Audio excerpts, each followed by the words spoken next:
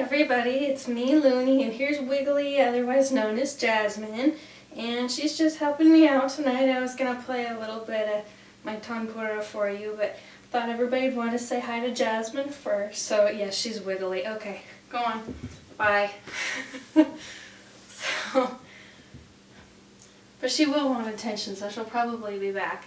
This is my new Tanpura that I got just a couple of weeks ago, and I think I know a little bit more about it now than I did when I first started. So it's a female Tanpura is what they call it. They call it a female because it's the size of it. A male Tanpura is played by men, and because men are larger, the male Tanpura tends to be also a larger size instrument. So this is the feminine size of the Tanpura, and these are the knobs for making all the adjustments for the tuning, and there are additional tuners that are located at the very bottom. Mine is a 4-string Tanpura. They also make them in 5 and 6 string, which I thought was a little complex for a beginner, so I stuck with the basic 4. And each one of these will do a finer tuning adjustment for each of the strings and the tuning process. And the third thing that happens with tuning, you can see some of these strings that are located in between the string and this bass right here. Those make for a very, very reverberating kind of sound. They make the strings kind of reverberate, and it gives it that very distinct Indian sound that accounts for the drone that's behind so much Indian music. So it's not a very heavy instrument. It is a little bit cumbersome. Just trying to play it. I already tuned it, so hopefully it kept its tuning. If it kept its tuning, it'll sound good. If it didn't, it won't.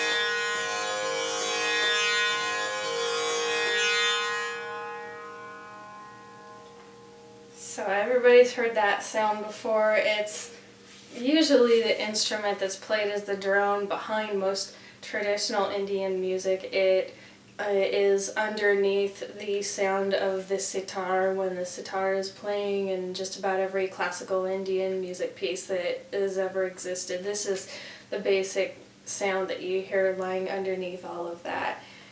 And it can be played fast or slow, but the idea is to get kind of a free-flowing sort of sound, like you heard that very kind of airy, feely sort of sound. And it's not as simple as just touching the strings. It's a matter of touching them the right way. They say that you play with your heart more than you play with your fingers when you play the Tanpura. It's supposed to be more of a kind of a spiritual experience, as you can imagine with anything Indian anyway when you play something.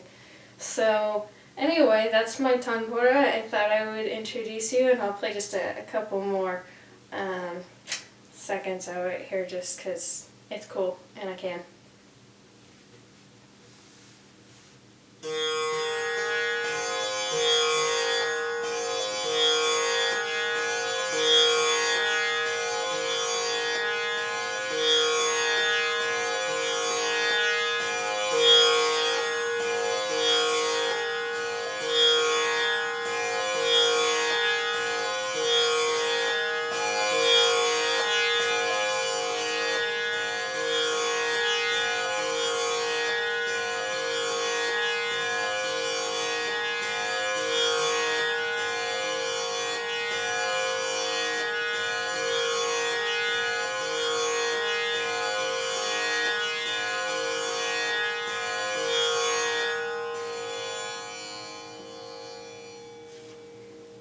Thank you. See you later. Namaste.